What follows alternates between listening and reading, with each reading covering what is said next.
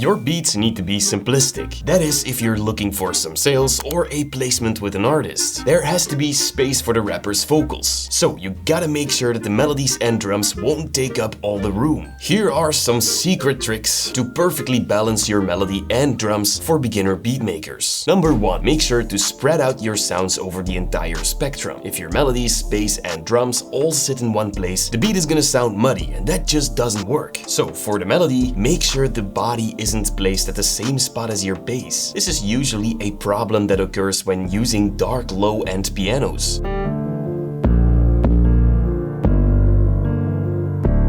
Of course, for the intro of your beat, this isn't a problem if the bass isn't present. But once it is, try shifting it one octave up, or perhaps you can choose a different instrument. Mixing is now minimal and the only thing left to do is slightly high pass the melody to get rid of frequencies that might clash with the 808.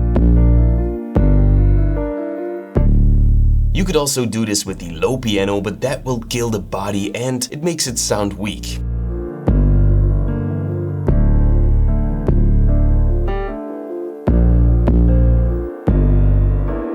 Number 2. Now let's take a look at the drums. So this is a kick, snare and a closed hi-hat. As you can see, the kick already takes up a lot of space in the spectrum. That isn't a bad thing because the body of the kick is right here at the low end and the other frequencies are responsible for the unique character of your kick and are short and snappy.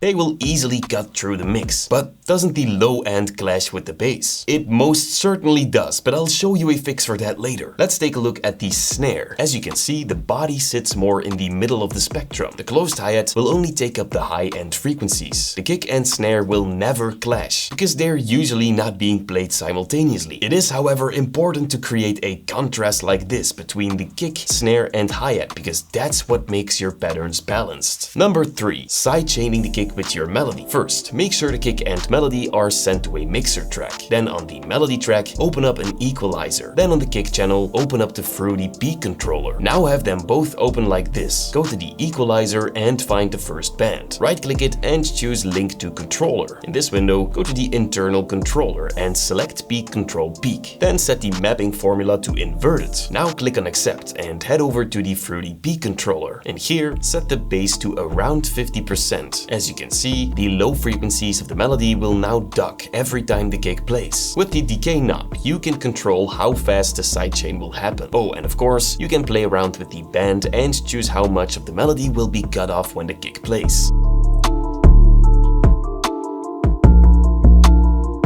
This is a more advanced way of sidechaining, but it gives you more control. Number 4. For the kick and 808, the classic way of sidechaining usually works best. Select the kick track and right-click the arrow on your 808. Then choose sidechain to this track. Then with the 808 track selected, open up a Fruity limiter. Then simply go to the compressor and on the right, make sure the kick is selected. Now all you need to do is increase the ratio and decrease the threshold. Then play around with the attack and release as well until you're satisfied.